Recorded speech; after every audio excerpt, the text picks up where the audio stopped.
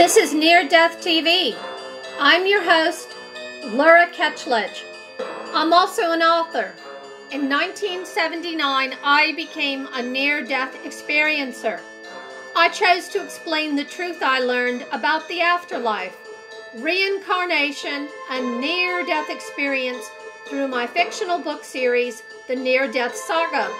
While dead, I was shown all human beings are shrouded in ignorance by design, in order to learn valuable lessons in each incarnation. When you die, the artificial facade falls away, and we awaken from the dream into reality. For more information, you can find us at neardeathtv.com. Please join us as we explore the after effects of near-death experience. Welcome to Near-Death TV. I'm your host, Laura Ketchledge, also an author and a near-death experiencer. Tonight we have a special guest.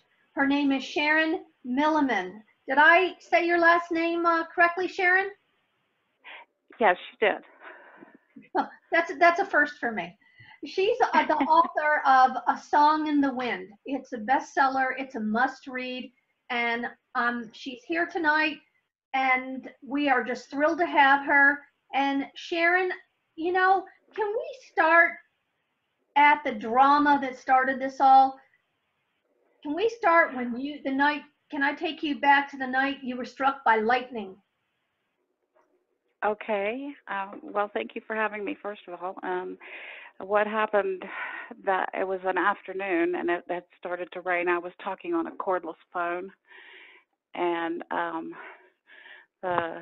it started to rain, and I heard the thunder rumbling in the distance, and then about 5 minutes later I hear this loud crack, and a lightning bolt came out of the sky and hit my right arm, and then traveled underneath the house and blew out the transformer that was in front of our house, rendering the whole neighborhood without power for about 4 hours.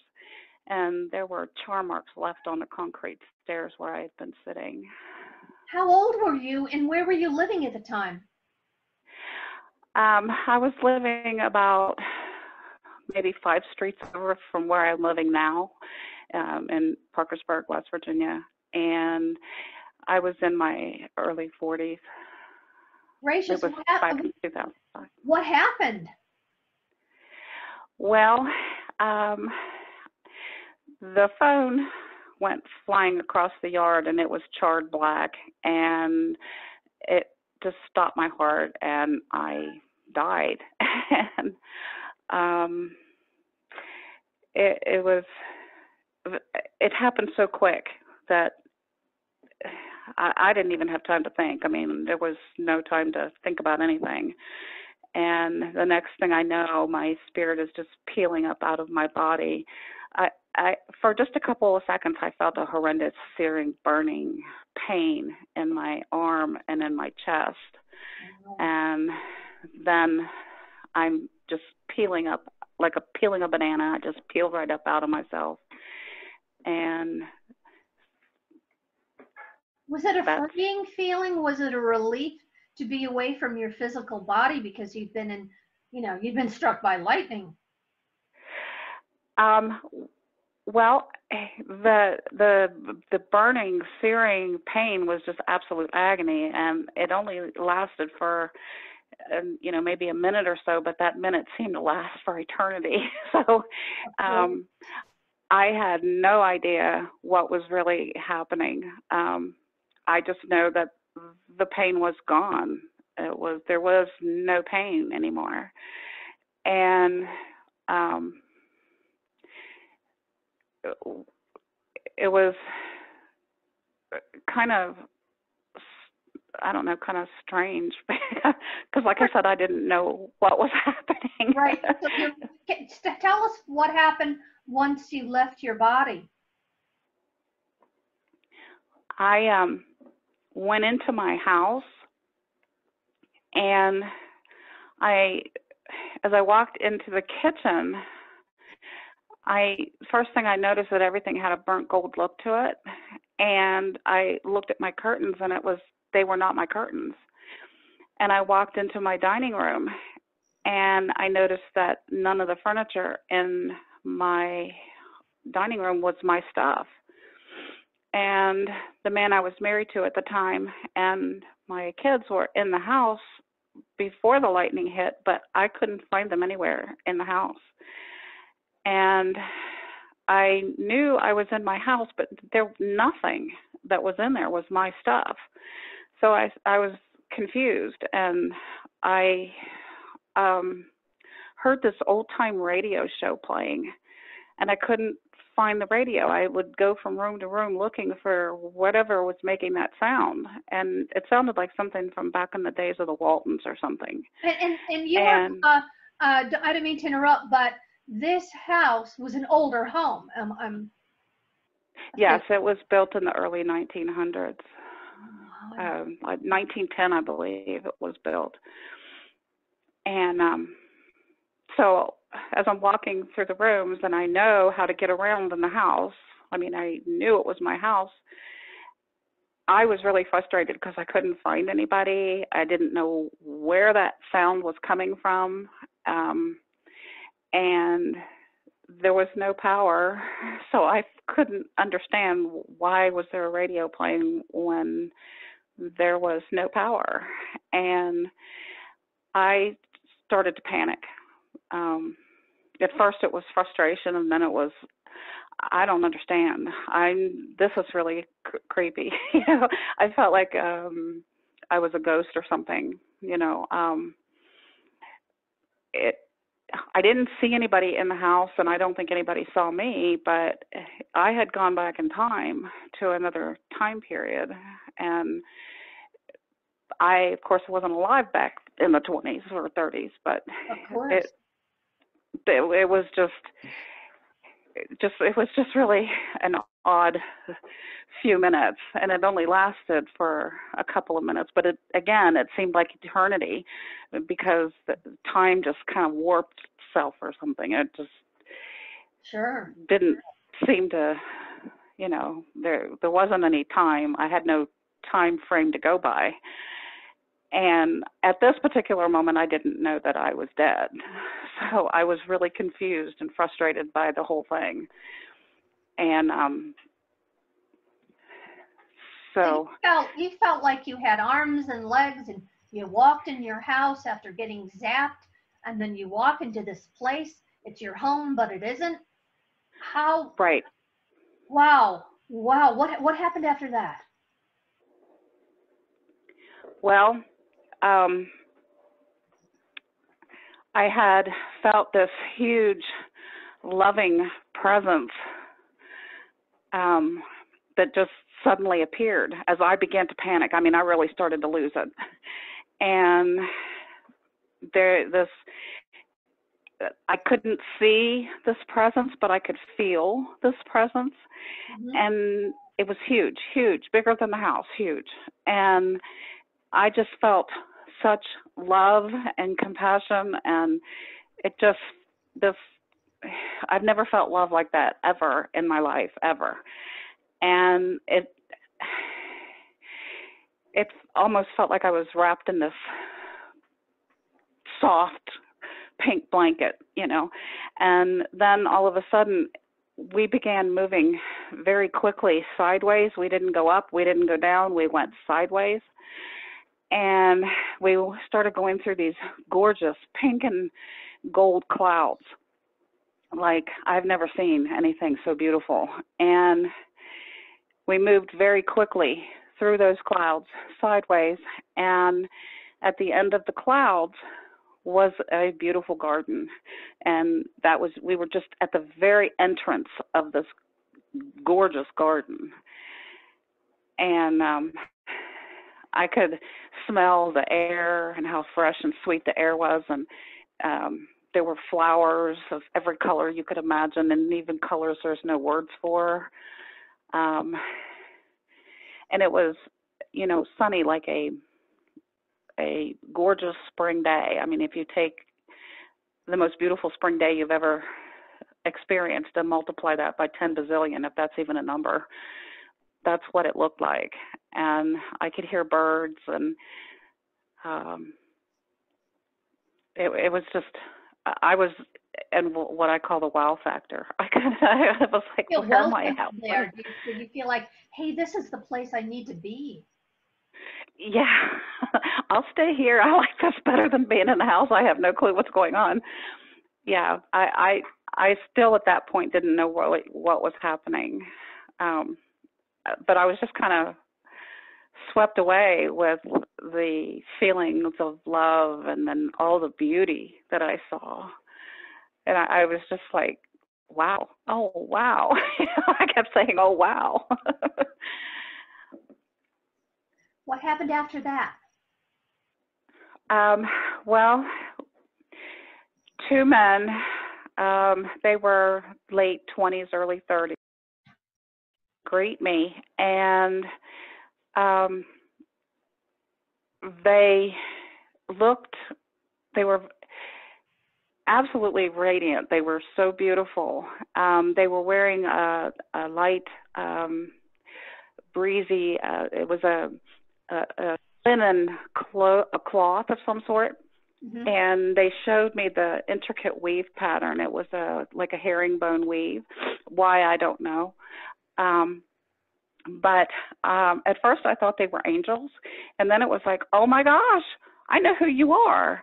They were smiling. They were my two brothers who had died as babies.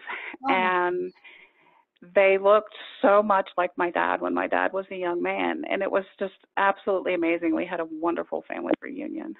It was just wonderful. These siblings had died in infancy, and you get to meet them and you recognize them. Oh my gosh. Yeah. Yeah.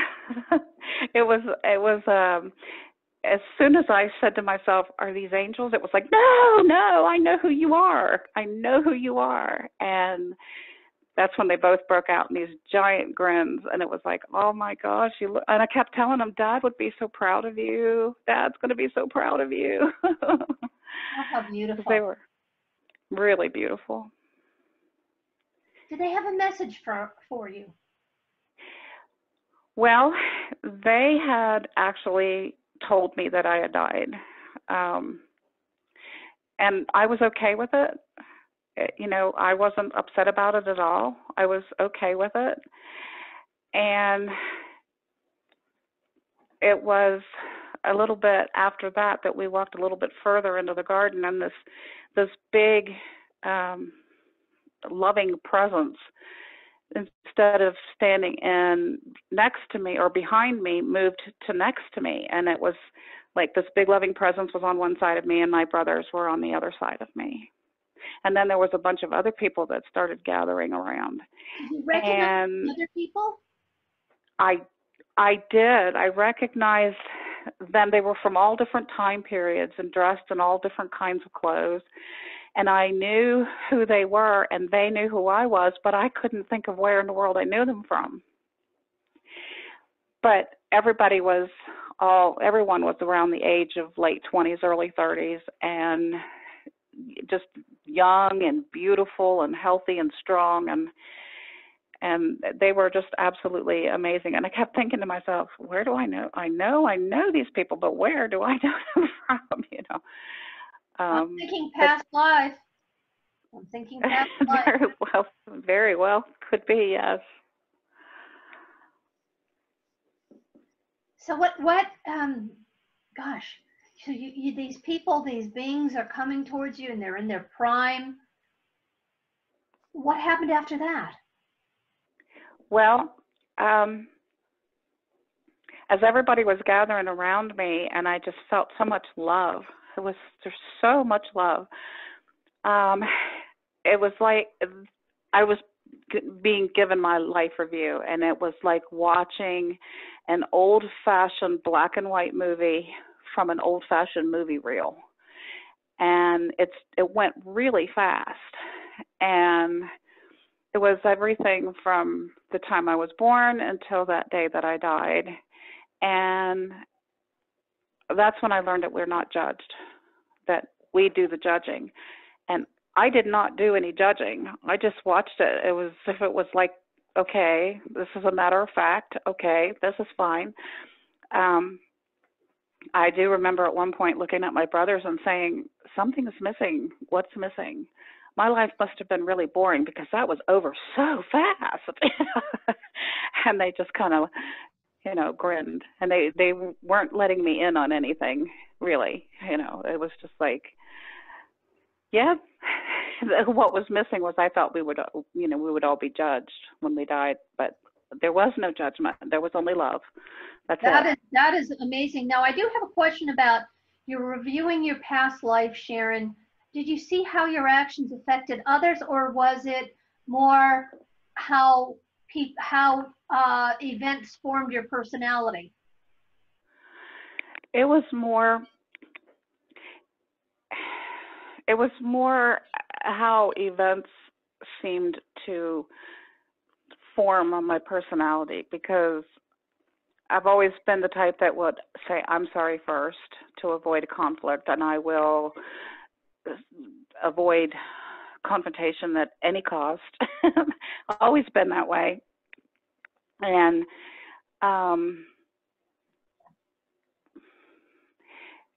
it was, I saw, just what it looked like to me was everyday activities. Excuse me. Mm-hmm.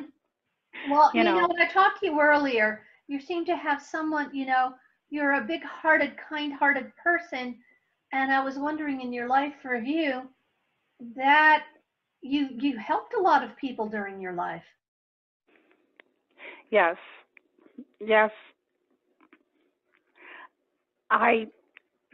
Pardon me. I have always tried to help, and I learned that, and from my life review, I learned that it's the little things that matter. It's not the great big things. So it was just the little things, sharing my toy with my sister, or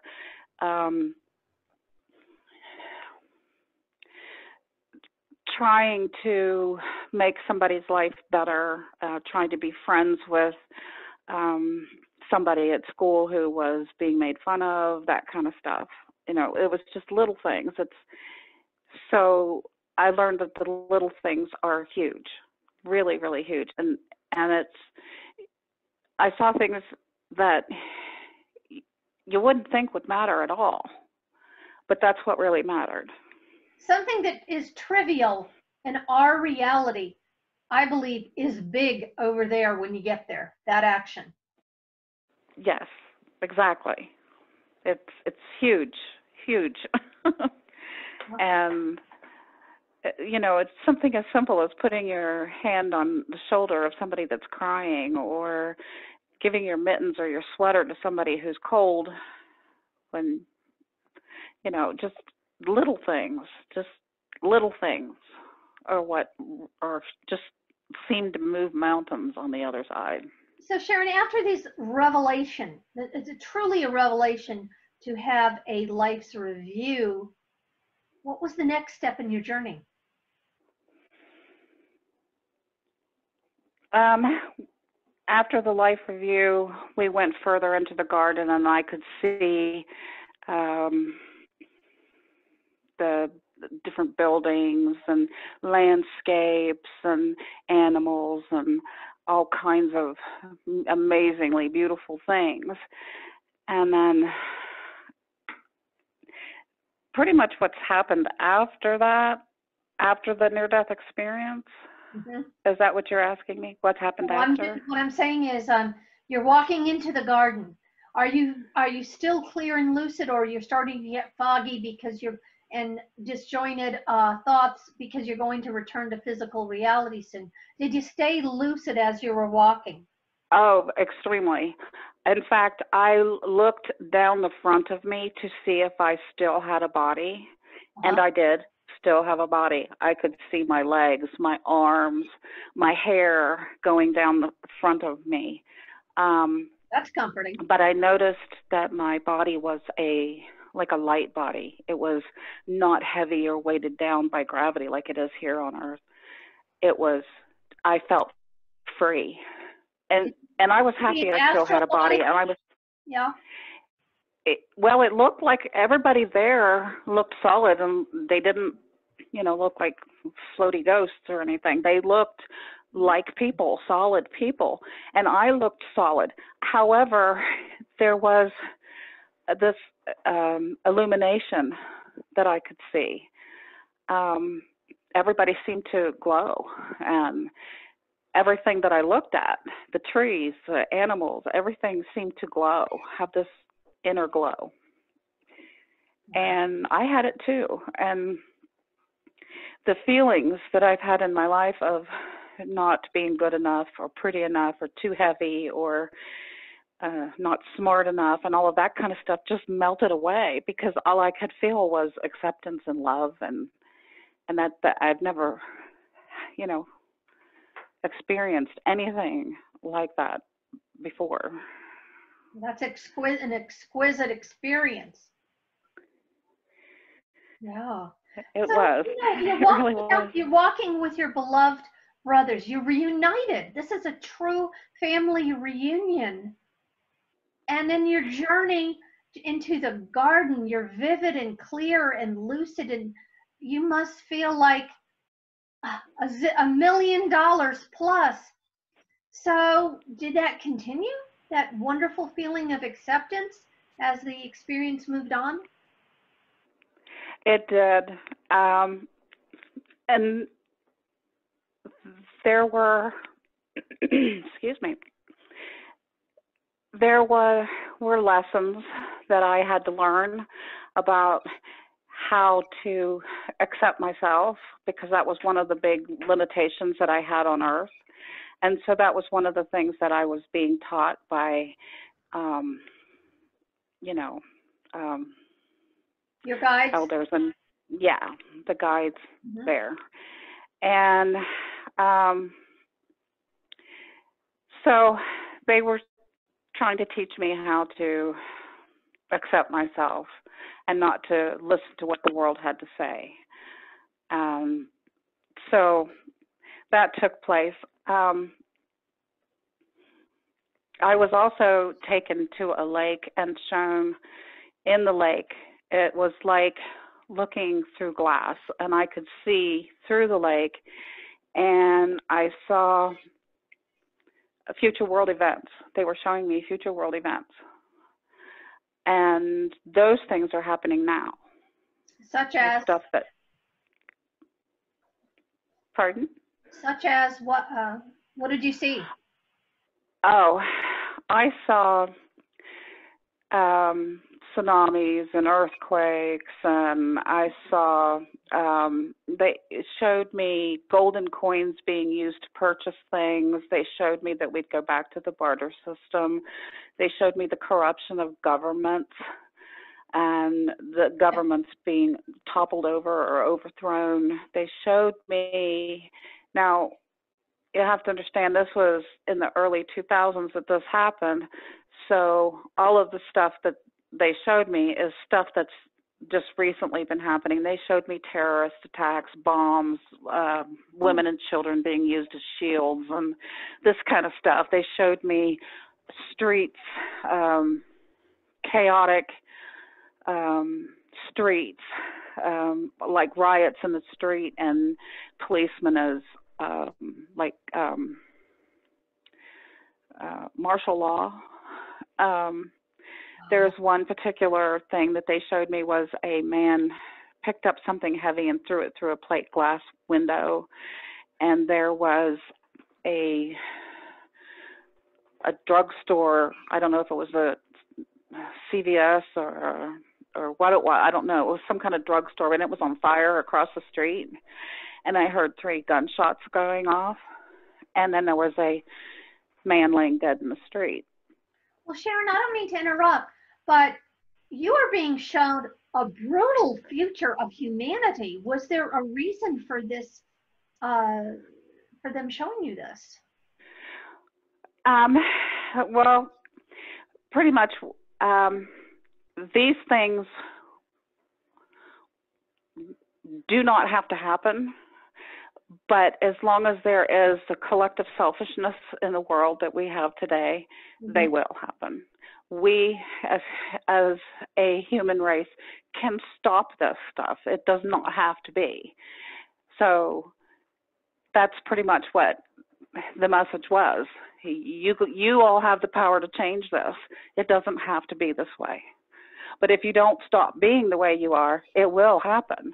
And so far it has. So people have to change their viewpoint, because if we act out of love and not out of selfishness, these things will stop happening.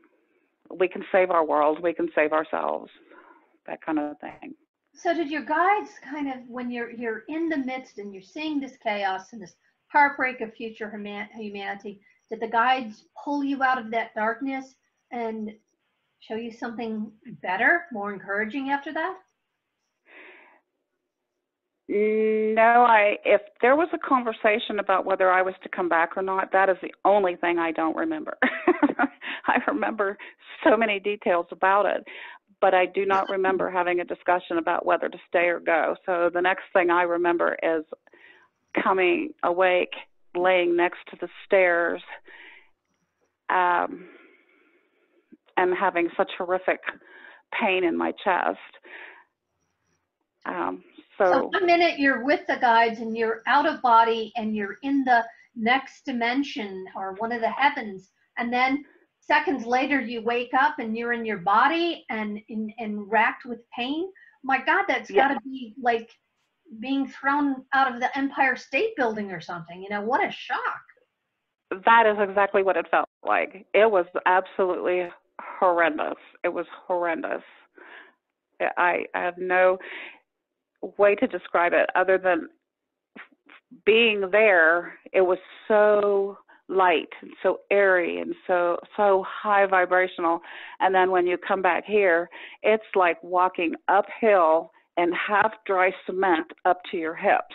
Mm-hmm. And that's how it feels.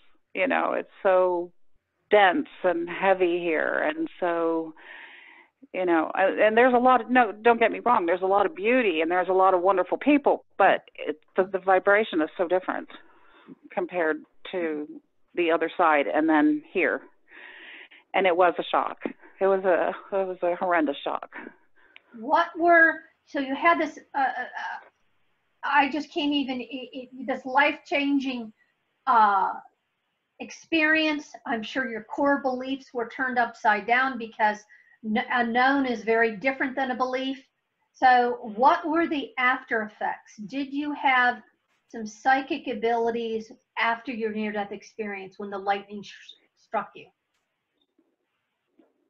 Well, I started being able to see minute details very far away. That was one of the first things. The second thing is I could hear like the electricity in the air. It was like a hum, a sound. I could see colors very, very vividly around living things, people, auras, yeah. Okay. So I began to also see spirits that were,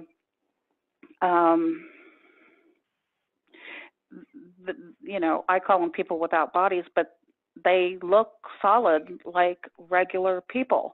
And they usually appeared to me younger than, you know, their age. Younger than when they died. You get to see someone who is passed, suddenly in their prime, they're right in front of you, but you know they're dead. Now that has got to be, you know, make a person question their sanity. And who do you call? Who do you share something like this with? I had nobody at the time to share anything with.